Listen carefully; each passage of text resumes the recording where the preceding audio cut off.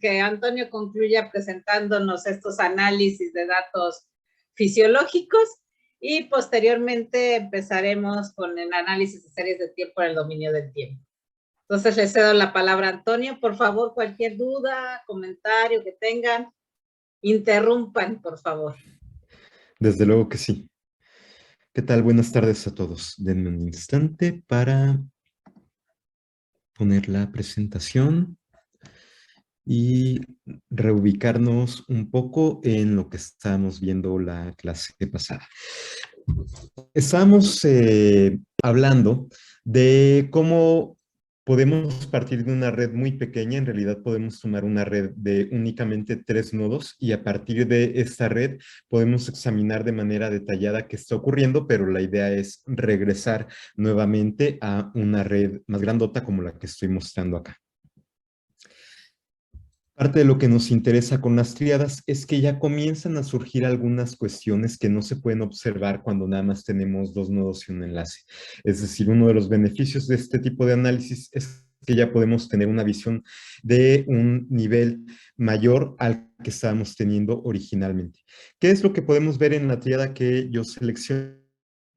Bueno, que en la juventud la resistencia a la insulina es el principal factor que está empujando de alguna manera a esta triada, resultando en incremento en hemoglobina glucosilada. Llega un momento de transición alrededor de los 35 a 54 años, donde vemos una estrecha interrelación entre todos los elementos de la red y posteriormente llega un momento en donde es la hiperglicemia el elemento que está empujando la red en la edad avanzada. Otra manera de verlo es a través de las correlaciones de Spearman, donde observamos que insulina en gente joven correlaciona con glucosa y hemoglobina glucosilada, pero no hay una conexión directa entre glucosa y hemoglobina glucosilada. Esto porque están bien regulados ambos factores. Pasamos a observar la misma etapa de transición de los 35 a los 54 años y posteriormente, en mayores de 65 años, se pierde la correlación de la insulina. Es decir, independientemente del nivel de glucosa que tengan los participantes, en mayores de 65 años pueden tener cualquier nivel de insulina. Y eso nos está sugiriendo que la cadena de retroalimentación negativa se ha roto. Además de esta versión narrativa de los resultados, también podemos comenzar a estudiar algunas propiedades como la transitividad o el coeficiente de agrupamiento. Ambos son técnicas para contar triángulos dentro de la red. ¿Qué podemos ver en cuanto a esta propiedad? Bueno, que la transitividad es relativamente baja en la juventud, incrementa en esta etapa de transición y luego vuelve a disminuir en la vejez. ¿Por qué es importante estudiar estas propiedades? Bueno, porque nos pueden arrojar luz a lo que está ocurriendo desde la escala más pequeña en la red hasta las escalas más grandes. De hecho, se ha propuesto que hay 3 escalas para entender a las redes. La primera escala es la microescala, que nos habla del grado, es decir, el número de enlaces que tiene un nodo, y la densidad de la red. ¿Cuántos enlaces hay dentro de la red? Estos son la visión más pequeñita. Si yo me regreso a la triada, podríamos observar que para entender microescala basta tener un nodo y sus correlaciones. Entonces, eso ya nos da la visión de lo que está ocurriendo con el microscopio. Luego surge una mesoescala, que es el coeficiente de agrupamiento, la modularidad o los motivos dentro de la red. En el caso de la mesoescala ya necesitamos tener conjuntos de nodos, al menos 3 para poder observar transitividad, y a partir de aquí comienzan a observarse algunas propiedades que no pueden verse si tenemos únicamente 2 nodos. Y finalmente tenemos la macroescala. ¿Qué es la macroescala? Bueno, aquellas propiedades de la red que dependen de la estructura global, que necesitas ver la red completa para poder describirlo. Dentro de estas propiedades de macroescala está la distancia geodésica y la eficiencia de la red. Aquí sí tenemos la necesidad de observar lo que está ocurriendo con todos los nodos y todos los enlaces para describir las propiedades en escala macro.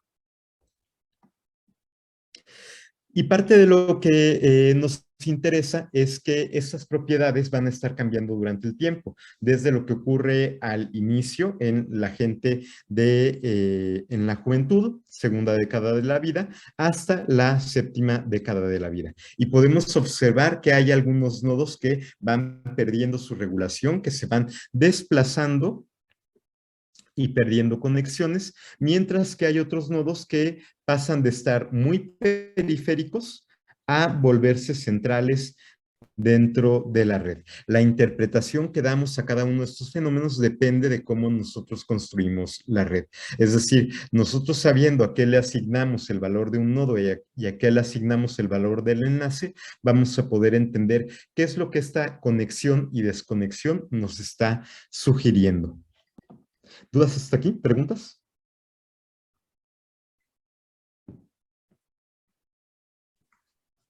A mí Sí, nada más tengo me gusta. una... Sí, Perdón. adelante. Sí, Tengo una adelante, duda. Karen. Gracias. Con respecto a la transitividad, ¿se refiere a las veces que va de un nodo a otro? La Por ejemplo, transitividad es... en la segunda que estamos viendo las flechas bidireccionales más intensas, sería mayor transitividad que, por ejemplo, en la primera. Sí incrementa la transitividad, pero no es por eso. ¿Qué es la transitividad? La transitividad es la probabilidad de que un nodo que conecta con otro nodo esté a su vez conectado entre los dos. Es decir, ¿cuántos triángulos hay dentro de la red? Lo que nos interesa es el número de triángulos. ¿Y qué es lo que cambia entre una red dirigida como la de arriba o una red no dirigida como la de abajo? Bueno, que en la red de abajo, en la red no dirigida, que es el caso más simple, solo puede haber un triángulo entre tres nodos. Pero en una red dirigida podemos tener dos triángulos entre estos tres nodos, dependiendo de la dirección en la que van las flechas.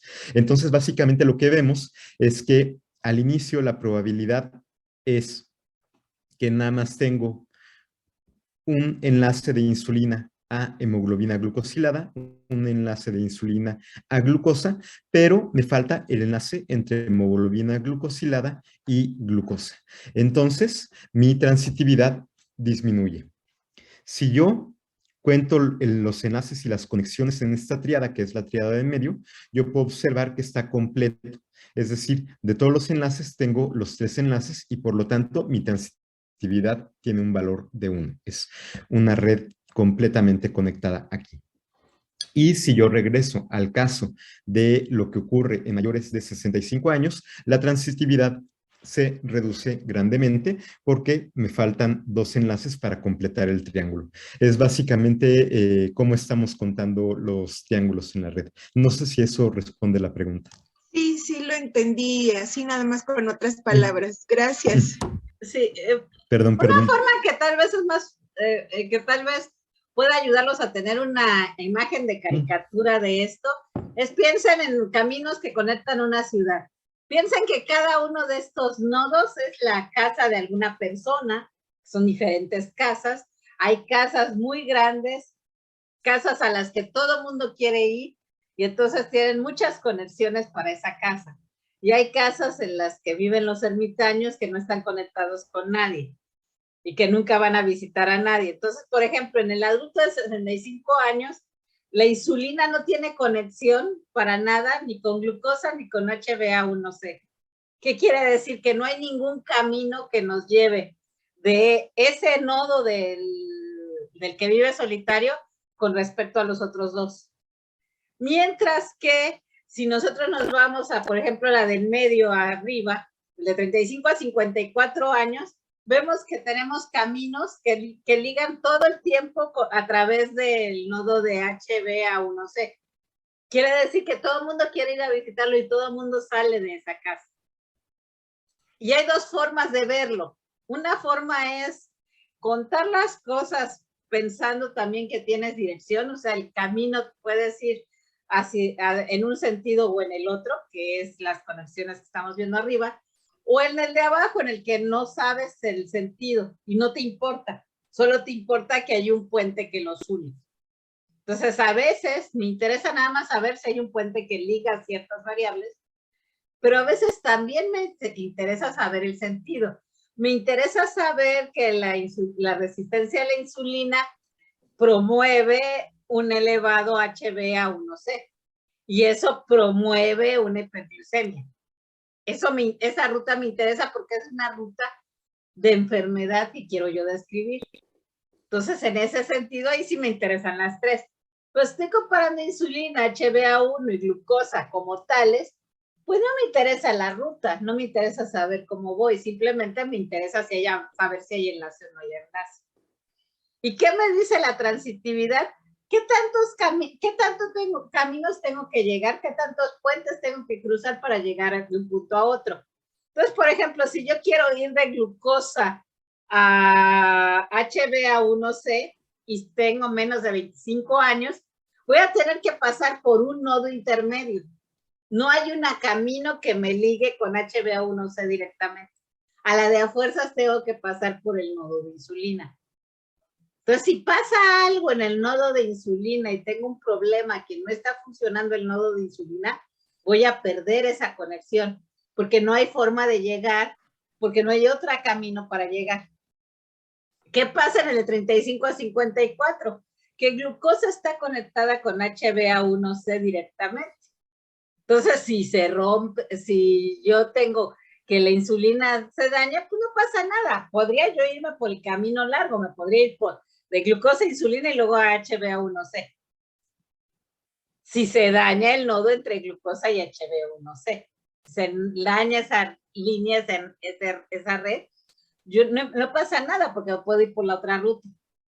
Si no se daña esa ruta, pero lo que se dañó es la insulina, de todas formas tengo una ruta directa para ligarlos. ¿Qué pasa cuando tengo más de 65 años?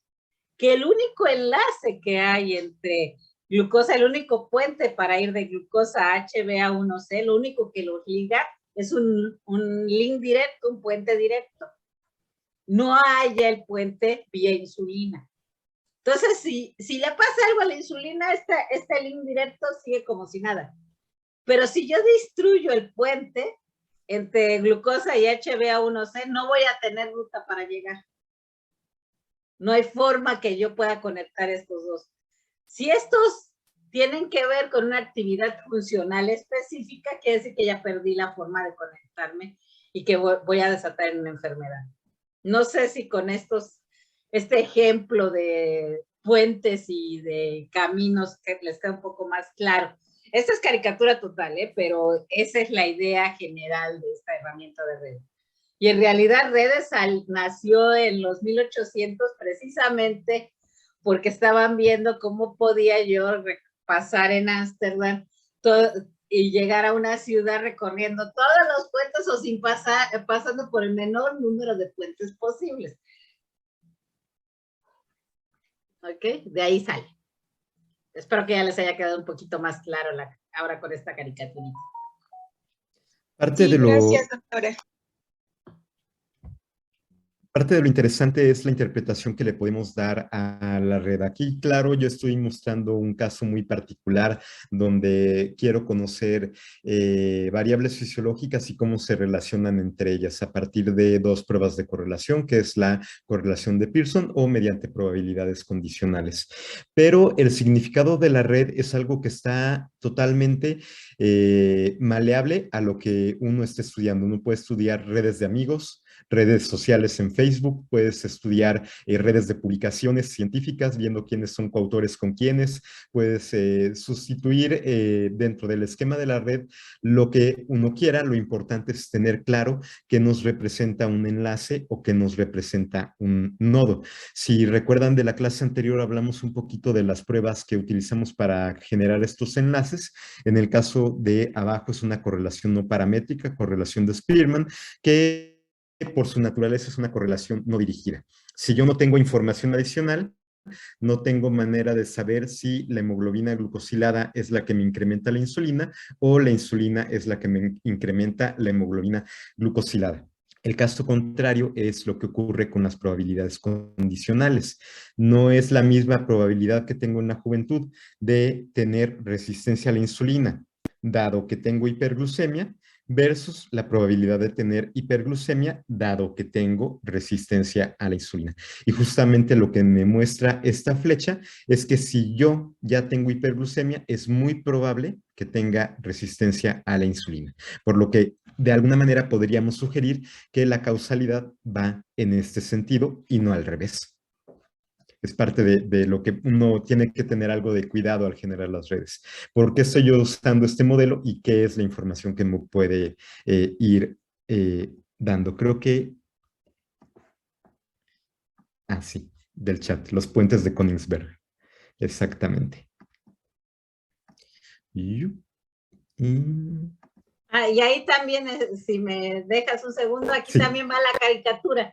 Imagínense que ustedes están viendo Google Maps y entonces ven ¿qué es lo primero que ven cuando abren ustedes Google Maps de primera instancia? Ven un mapa de la Tierra completita y luego el mapa empieza a acercarse. Entonces ustedes primero empiezan a ver en macroescala, ven todo el planeta y ven todas las conexiones y todos los caminos que hay para ir a todos los lugares. Luego, conforme ustedes se van acercando, ven una mesoescala, ven la ciudad como un todo. Entonces, por ejemplo, ya pueden ver en la Ciudad de México las diferentes colonias y cómo se encuentran todas estas colonias. ¿Qué sería irme a microescala? Irme a Ciudad Universitaria y ver si hay alguna conexión o algún camino directo para ir, por ejemplo, del Centro de Ciencias de la Complejidad a Facultad de Medicina. Y poder describir el camino y qué ruta yo debo de tomar para poder llegar de un punto al otro. ¿Y qué es lo que me interesa? En realidad, parte de lo que me interesa, por eso esta red se vuelve compleja para transferir la información eficientemente, es que ustedes van a querer viajar lo menos posible, o sea, a menos que sean masoquistas, normalmente las personas queremos pasar el menos tiempo posible en el transporte público o privado. Y entonces, como queremos optimizar esos tiempos, entonces nosotros vamos a buscar entre todos los caminos posibles que hay, el camino que sea el más corto para llegar del C3 a Facultad de Medicina. Y vamos a tratar de optimizar el camino para que tengamos que cruzar o tengamos que atorarnos en la menor cantidad de lugares posibles. Y esto también es interesante porque también tiene su analogía en fisiología. Ahora supongan que además ustedes tienen bicicleta. Entonces van a tener una ruta diferente al que va a pie, porque el que va a pie agarra y se cruza a Facultad de Ciencias Políticas y Sociales, porque no pasa nada, puede caminar a medio de la facultad. Pero el pobrecito que va en la bicicleta tiene que darle la vuelta e irse por la tienda UNAM, porque no hay un camino para que pueda cruzar con su bicicleta. Entonces, a microescala vas a depender de la densidad de tu lugar, vas a depender de los puntos que están conectándose, o sea, vas a depender del grado de lo mismo. Pero ahora si yo me veo ya a la mesoescala, ¿qué es lo que me interesa? No me interesa saber si Juanito fue del C3 a Facultad de Medicina. Me interesa saber cuántos alumnos van en global a recorrer toda la universidad. Entonces me interesa conocer cómo están todas las facultades y qué es la densidad y cuál es la modularidad de las facultades. Voy a ver que hay un grupo de facultad que tiene muchísimos estudiantes, Facultad de Medicina, y otro que está por ahí perdido, que es, por ejemplo, Facultad de Ciencias, que va a tener muchos menos alumnos que de Facultad de Medicina. Y luego voy a ver que el C3 todavía está mucho menos denso, va a tener menos agrupamiento y va a ser un modulito por ahí perdido y solito, perdido entre toda la parte de sociales. Entonces, en la mesoescala también va a ser importante estos coeficientes de agrupamiento y cómo se forman estos módulos o motivos en la red. Y bueno, a macroescala lo que me interesa es no saber cómo se distribuye la población estudiantil en Ciudad Universitaria, sino cómo se distribuye en la Ciudad de México. Y entonces ahí lo que me va a interesar va a ser otro tipo de mediciones, me va a interesar la distancia geodésica, porque el camino óptimo entre dos puntos ya no va a ser una línea recta, sino va a ser una curva que pase por donde hay una ruta de transporte. O sea, para ir de Ciudad Universitaria a Satélite, voy a tener que seguir el periférico. Y entonces esa es una ruta, pero también me puedo ir por Insurgentes. Entonces voy a tener otra ruta. Pero si se fijan, esas distancias ya no son distancias sobre una línea. Entonces ya voy a tener que definir una distancia geodésica, que va a hacer que mi eficiencia cambie. Y lo mismo pasa con exactamente esta misma analogía en lo que estamos viendo ahorita, en lo que nos está explicando Antonio, con fisiología.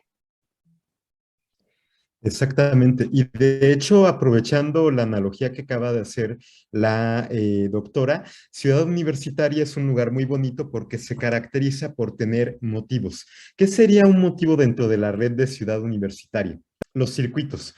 Cuando venimos de fuera de Ciudad Universitaria, inmediatamente al entrar nos damos cuenta que la disposición de las calles es diferente a lo que ocurre en el motivo principal en Ciudad de México, que son las cuadras. Resulta ser que como tenemos toda la vialidad construida a manera de circuitos, la forma en que tiene que ser la circulación cambia dentro de Ciudad Universitaria. Y eso sería un motivo, un patrón que se repite dentro de la red. Para Ciudad Universitaria serían los circuitos y para el resto de Ciudad de México serían las cuadras. Eso es una propiedad igual de mesoscala. Gracias, doctora.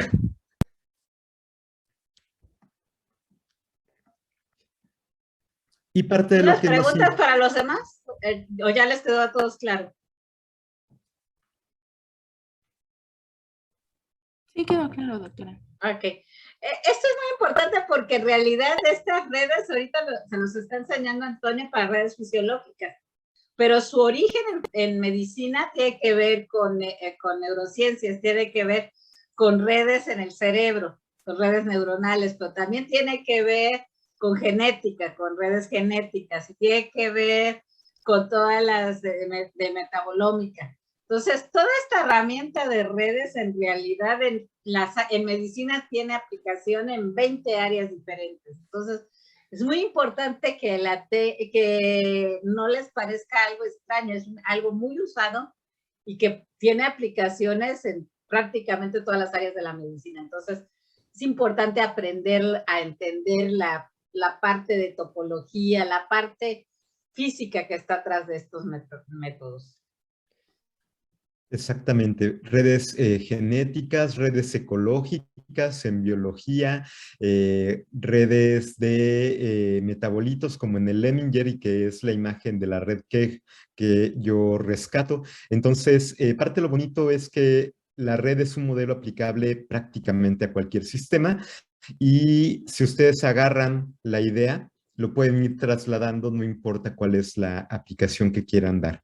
Otra cuestión que se me olvidaba mencionar y que creo que es importante, generalmente en medicina, cuando hablamos de los estudios más tradicionales, estamos viendo lo que ocurre a microescala. Yo pregunto cuál es la tasa de filtrado glomerular versus la hemoglobina glucosilada de los pacientes. Entonces, yo tengo ahí una correlación que es un único enlace de la red, pero lo importante de dar este abordaje complejo es que ya no me quedo con un único estudio que me dice, a mayor hemoglobina glucosilada, menor tasa de filtración glomerular en el paciente diabético de 20 años de evolución, sino que yo puedo poner en contexto esa información con todos los demás estudios. Ya no me quedo con una ventanita chiquita, sino que amplío mi campo de visión y eso me permite ver cómo es que el sistema global puede cambiar su comportamiento. Justamente es lo que queremos ver a través de las redes. Y de hecho, es una de las cosas que encontramos en nuestra publicación. Observamos que hay ciertos biomarcadores, ciertas propiedades de la red que nos van orientando a qué está ocurriendo en cada una de las situaciones de la etapa de la vida y cómo va cambiando dependiendo del envejecimiento. Aquí estoy mostrando nuestros dos tipos de redes. En negro con rojo son las redes, digamos, de estados patológicos que me relacionan diabetes con insuficiencia renal, con dislipidemia. Y en gris y azul se muestra la red de correlaciones entre variables fisiológicas, que sería ver correlación entre glucosa y creatinina sérica, por ejemplo. Entonces, son dos formas de mirar lo mismo que está pasando en el organismo, dos visiones. Y parte de lo que podemos observar es que tenemos tres estados. Un estado de salud, donde está bien coordinado lo que ocurre a nivel fisiológico, la homeostasis está preservada, pero conforme nos estamos enfrentando a años y años de mala alimentación, observamos que la red de enfermedades comienza a incrementar sus correlaciones, es decir, se vuelve una red más densa, con mayor transitividad. Hay más caminos entre las enfermedades. Una enfermedad te puede producir otra y otra y otra durante este momento. En cambio, la red fisiológica, la red de correlación de Spearman, va perdiendo conexiones, va perdiendo su regulación y se vuelve una red más laxa, con más agujeros entre sí.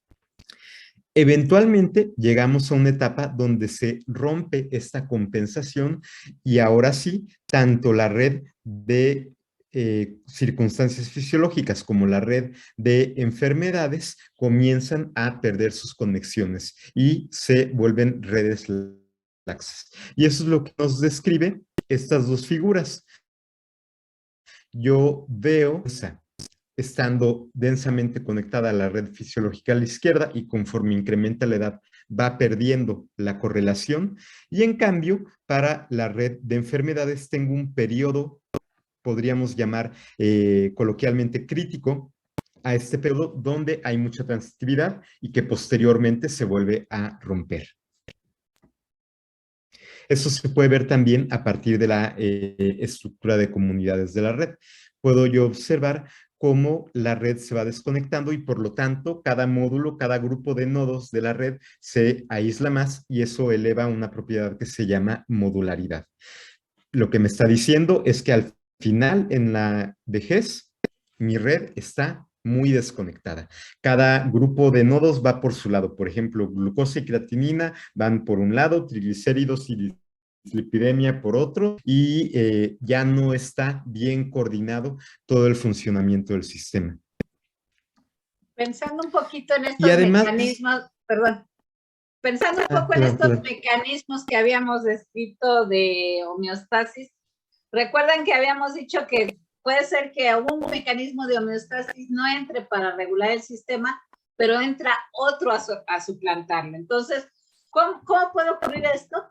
Pues si están entrelazados los sistemas. O sea, si yo tengo caminos para llegar de un punto a otro y se rompe un puente, pues puedo seguir otro camino.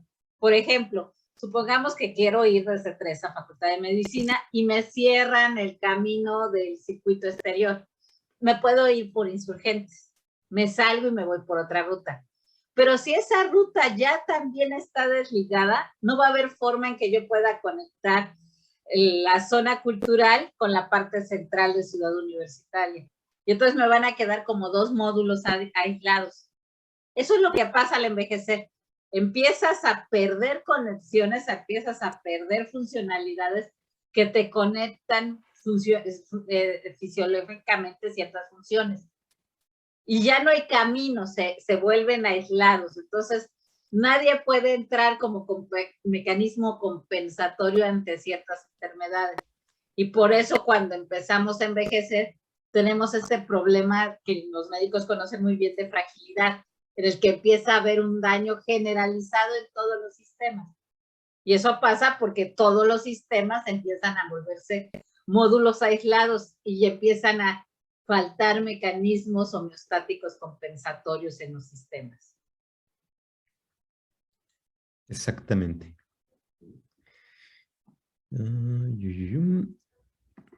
Y para continuar describiendo qué es lo que la red nos permite ver, bueno, parte de lo que nos interesa es una única variable aislada. ¿Qué rol está jugando dentro de la red? O ya que vimos cómo cambia la red global, ¿cuáles son los nodos que están siendo responsables de estos cambios de las propiedades dentro de la red. Entonces, ustedes pueden imaginar que en un grupo de amigos hay gente que es relativamente importante porque es alguien muy amiguero, que conecta varios grupos de amigos entre sí y que es la conexión, por ejemplo, en el salón entre dos grupos que no necesariamente se llevan muy bien, pero que sí se llevan ambos grupos bien con esta única persona. Si un nodo funciona como puente entre estos grupos que están separados, tiene una alta intermediación, que es lo que estoy mostrando con los nodos grandotes acá. Pero también hay gente que le cae bien a todo el mundo y que tiene 20,000 amistades y que ocupa un lugar central dentro de la red. Este tipo de centralidad es una centralidad de importancia. En este caso es el color. Cuanto más rojito es un nodo más importante porque tiene un mayor número de conexiones dentro de la red. La forma más sencilla de pensar en estos dos tipos de centralidades es ¿cuántos enlaces tiene a su alcance mi nodo para la centralidad de importancia? Y ¿cuántos caminos entre nodos pasan a través de mi nodo para la centralidad de intermediación? Es decir, regresando al ejemplo de la ciudad, si yo tengo por, digamos, la glorieta de los insurgentes, es un nodo que sirve de vía entre muchos caminos. Tienes que pasar a través de esta glorieta y por lo tanto es un nodo de intermediación. Para ir de un lado a otro desconectado de la ciudad hay que pasar a través de esta vía. En cambio, un nodo con alta importancia es un nodo que va a tener un montón de vías llegando y partiendo de este lugar. Una forma de pensar en un nodo de alta importancia es, por ejemplo, una central de autobuses, una central camionera. Hay muchas vías que salen de la central y muchos caminos que llegan hacia esta central. Y es el punto de conexión. Exactamente. Y bueno, la importancia de eso, por ejemplo, la central de abastos, ese sería un ejemplo típico, ¿no? Y además muy bonito porque es un ejemplo de alguien, de un nodo que le llegan muchísimos, pero sin embargo tiene un flow de tines muy pequeño. No es más que un lugar al que todos los caminos llegan, pero no al que obligatoriamente todos tenemos que cruzar. Y el centro de la ciudad sí sería uno en el que tendríamos un círculo enorme, pero tendríamos pocos caminos que lo cruzan, porque son pocas en realidad las avenidas que llegan hacia él. Y lo más importante ahora hablando en medicina es, por supuesto, si yo quito, o sea, si se descompone uno de estas pelototas enormes que tenemos en el sistema, por ejemplo, si se descompone el sistema que tiene que ver con regulación de la glucosa y se daña ese está correlacionado con muchos sistemas aledaños. Entonces va a haber una función que se va a dañar importante en el sistema, pero no pasan por él todos los caminos. Pero, por ejemplo, si lo que yo daño es algo como el corazón, la respuesta cardiovascular, por ahí pasa todo el sistema circulatorio y todas las respuestas del sistema. Entonces, si daño ese sistema, lo que va a pasar es que voy a tener un daño en todo el sistema, un daño sistémico. Contra en el otro caso, lo que tuve fue un daño localizado, en una estructura especial, en una función especial, en un parámetro fisiológico particular. Entonces, a eso lo llamaríamos una enfermedad localizada y la otra sería una enfermedad sistémica. Y por supuesto, pues el tratamiento tendría que ser diferente. No tenemos que tratar igual a una enfermedad localizada que una enfermedad sistémica. Por una enfermedad sistémica necesitamos un equipo de muchos médicos especialistas para que puedan verlo. Mientras que para una enfermedad localizada lo que necesitamos es el especialista que se sabe hasta el último detalle de dicho órgano para poderlo reparar. Gracias, doctora.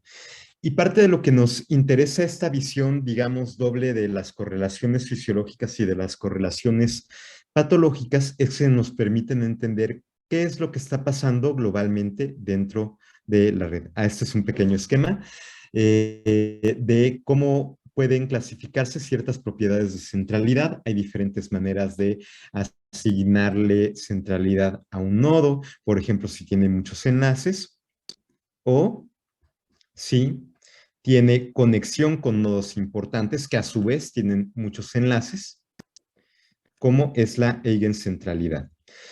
O centralidad de intermediación, que es el betweenness centrality. Pasan muchos caminos a través de estos nodos. En realidad, dentro de la literatura hay muchas formas de determinar la importancia de un nodo. De hecho, hay una página que va coleccionando estas medidas de centralidad que se llama Centiserv y son un chorro y dos montones. Deben de ser como 100 y algo maneras de calcular la centralidad de un nodo. Pero hay manera de resumir exactamente qué es lo que estamos midiendo. Y justamente es la publicación que les comparto de Borgatti y Everett, donde ellos dicen, bueno, sí hay muchas formas de definir centralidad matemáticamente, pero en realidad estamos hablando de la interacción de 4 cosas en particular. La centralidad radial es cuántos enlaces llegan a un nodo, y la centralidad medial, cuántos caminos pasan a través de un nodo. Y se pueden clasificar dependiendo de qué es lo que están midiendo para cuantificar estos enlaces, ya sea el volumen, el grosor a través del cual pasan los enlaces o la longitud. Y eso nos clasifica todas las medidas de centralidad de la literatura. De alguna manera, estamos haciendo una pregunta muy concreta.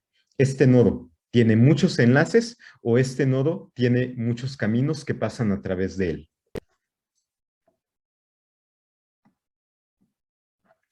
Y eso nos permite contar una historia muy detallada de qué está pasando a través del tiempo. Y por eso me gusta mucho esta figura que les comparto. A la izquierda estamos viendo la red fisiológica y a la derecha estamos viendo la red patológica. Pongo el puntero láser. Izquierdo, red fisiológica, derecha, red patológica. Entonces, si ustedes recuerdan la primera centralidad, la centralidad radial es una centralidad de importancia. Nos va a ir diciendo qué nodos son los que están empujando a nuestro sistema. Y observen cómo tanto cintura como cadera, que en realidad nos está midiendo una cosa muy similar en la mayoría de las personas, son los nodos más importantes de la red, desde menores de 25 hasta mayores de 65. Es decir, si tuviéramos que tomar una única medida que nos interesa porque su impacto se siente a lo largo de toda la fisiología, peso o cintura es la variable que tenemos que seleccionar. En cambio, en la red patológica, bueno, vemos que el sobrepeso siempre nos está empujando la enfermedad, pero aquí sí hay una transición importante. En la juventud, la dislipidemia va a ser importante, pero conforme envejecemos deja de ser tan relevante y la enfermedad renal crónica es lo que se vuelve central en el estado patológico. Vean cómo pasa de ser un nodo que tenía poca importancia en la juventud a volverse absolutamente importante durante la vejez. Y la dislipidemia, que era muy importante en la juventud, ya no es tan relevante conforme envejecemos. Y eso nos permite ver qué es el nodo más importante dentro de la red. Pero a lo mejor no me interesa modificar uno de estos grandes factores que son muy difíciles de alterar. En realidad, muy pocos pacientes logran bajar de peso, muy pocos pacientes salen del sobrepeso.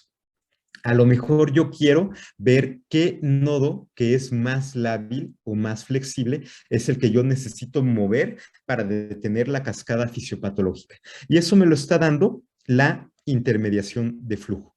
¿Qué es lo que la intermediación de flujo nos estaba diciendo? Bueno, cuántos caminos pasan a través de un nodo. Y en el contexto de la red que estamos armando, son sustancias que funcionan como moneda de cambio entre sistemas fisiológicos. Vean aquí cómo selecciona la intermediación de flujo, el ácido úrico, la insulina, hemoglobina glucosilada, HDL y hasta el final, filtración glomerular. Es decir, todas estas son circunstancias fisiológicas que de alguna u otra manera se encuentran entre sistemas, son el punto de cruce entre uno y otro. Y para las circunstancias patológicas, hipertrigliceridemia, resistencia a la insulina e hiperglucemia. Podemos observar entonces cómo las monedas de cambio del organismo son las que están permitiendo que una alteración pase de un sistema al sistema contiguo. Si yo elevo glucosa por la insulina, entonces posteriormente yo voy a tener hipertrigliceridemia. Y nos va narrando una historia de cómo van surgiendo las etapas y cómo va cambiando la fisiología a lo largo de la edad. Como la hipertrigliceridemia es mucho más común en gente joven, luego la resistencia a la insulina, la hiperglucemia, y al final lo que nos está guiando a las enfermedades es la hemoglobina glucosilada elevada. Y algo similar para, sí, la cuestión de red fisiológica. Sí, doctora. Sí, esto sí es muy importante porque finalmente nosotros siempre hacemos nuestro corte alrededor de los 60 años y decimos jóvenes y viejos y a todos nos medimos igual, o sea, llegas con el médico y la batería de qué es lo que te miden es exactamente la misma independientemente de si tienes 20, 50 o lo que sea, si eres hombre o mujer. Lo que estamos aquí señalándoles es muy importante, le estamos diciendo que si yo quiero saber en estado de enfermedad, que más propensiones a enfermedades, ¿cuáles son las variables más relevantes? Bueno, si estoy viéndolos a ustedes que están entre 25 y 34 años, lo más importante es tratar de ver si tienen dislipidemias o no. Eso es lo que yo debo de centrar mi estudio, porque si tienen dislipidemias, lo más probable es que están reflejando que tienen alguna enfermedad en su sistema, que no está, esto es, ¿cuál es el parámetro miostático que está fuera de control? Si está fuera de control la dislipidemia, quiere decir que su control homeostático generalizado, su cuerpo está mal, si están en esa edad. Pero si yo voy a medir a alguien mayor de 65 años, tengo que ver EGFR. Esa es la variable que tengo que medir. Entonces, no le voy a dar la misma batería. Y dependiendo del grupo de edad, va a ser también cuál es la mayor propensión de enfermedades. Entonces, para jóvenes, tenemos hipertrigliceridemia como algo muy importante, como un factor determinante de enfermedades. Entonces, siempre debemos de vigilar triglicéridos en ese grupo de edades. Eso es lo que siempre debes de pedir, o sea, invariablemente cuando vas a la clínica. Pero si eres alguien entre 25 y 45 años, lo que debes de ver es la resistencia a la insulina. Ese es el factor clave que te va a hablar de que tienes una pérdida homeostática. Entonces, ojo, este cuadro nos está hablando también de la importancia de estos factores clave que si se pierden, vas a tener un daño en el organismo y es importante tenerlos como tu alerta. Son biomarcadores que avisan de posibles enfermedades. Correcto. Y además de estas medidas que nos dicen la importancia de un nodo, también nos interesa conocer cómo es que estos nodos se están agrupando entre sí. Eso es parte de lo que ya veíamos de manera muy intuitiva en la red. Déjenme, la encuentro. La primerita. Recuerdan que les dije que estas nubes de colores son clústeres que nos están diciendo que esos nodos están mejor conectados entre sí que con el resto de la red. Y observamos cómo hay un clúster rojo y un clúster verde. Vean cómo el clúster rojo me agrupa variables fisiológicas que tienen una función relacionada: urea, creatinina, altura y ácido úrico. Todas estas funciones nos están hablando de alguna manera de la cantidad de masa muscular que tiene un organismo o cuál es su velocidad de recambio muscular por los productos de degradación. De tal manera que ver cómo es que están agrupados los nodos nos está hablando de funciones dentro del organismo. En la red patológica es algo similar: hiperuricemia, la hiperazoemia o la baja filtración glomerular. Ahora sí, regreso a los clústeres.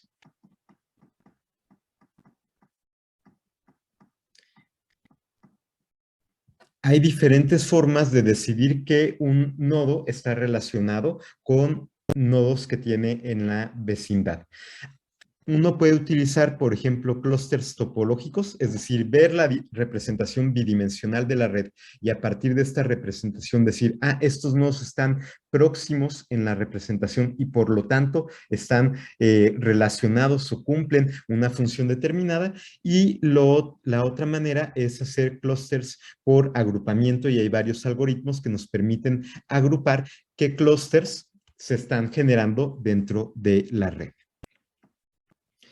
Primero, estas comunidades por algoritmo, y aquí estoy utilizando un algoritmo muy popular para agruparnos en redes que se llama de Louvain, por la ciudad donde está la universidad que lo describió por primera vez, que básicamente lo que me está diciendo es que hemoglobina glucosilada, triglicéridos, glucosa y ácido úrico en mayores de 65 años forman un único clúster.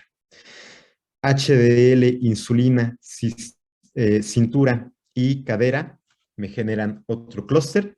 Presión sistólica y diastólica es otro clúster. Y altura, creatinina y urea es un cuarto clúster. O la versión de la red patológica en estos clústeres. Y eso me permite ir descubriendo qué funciones tienen mayor relevancia, si hay funciones que se aproximan o se alejan a lo largo del tiempo, o si hay nodos que pasan de estar relacionados en una función fisiológica para estar correlacionados en otros. Por ejemplo, en glucosa. Si yo tengo glucosa en un paciente diabético, va a relacionar con presión arterial, pero si mi paciente no es diabético, no va a relacionar con la presión arterial. Y además podemos ver en redes más grandes cómo hay propiedades como la modularidad, es decir, esta red, ¿qué tanto tiende a estar compuesta de pequeñas comunidades con puentes que vemos en rojo bien definidos, o si es una red que tiene muchos caminos entre sí y por lo tanto menos modularidad, que los clústeres ya no están tan bien definidos dentro de la red y que eso permite una mayor conexión entre los sistemas. Y desde luego para la representación topológica hay varias estrategias que vamos a ver un poquito más a fondo si les hablo de redes, pero hay varias estrategias para tratar de convertir una red que en realidad es un objeto tridimensional que tú puedes ver desde diferentes perspectivas y plasmarlo en una hoja con 2 dimensiones. Dependiendo de la estrategia que uno utiliza para situar los nodos entre sí, uno puede generar clústeres topológicos más densos o menos densos. Y esta es otra estrategia para agrupar los nodos, que utiliza un modelo basado en energía. Básicamente, imagínense que cada nodo es un planeta y cuanto más enlaces tiene mayor gravedad este planeta. Y por lo tanto van a comenzar a orbitar los demás nodos alrededor de este modelo basado en energía. Si un nodo está muy cercano al centro, quiere decir que es un nodo más importante, tiene más enlaces, y si un nodo está muy periférico, es un nodo con menor densidad de enlaces, menor número de enlaces. Y eso también nos permite corroborar de manera independiente lo que los algoritmos están sugiriendo para clasificación de los nodos.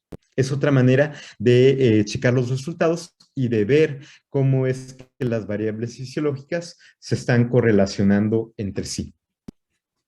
¿Dudas, preguntas hasta aquí? Aprovechando.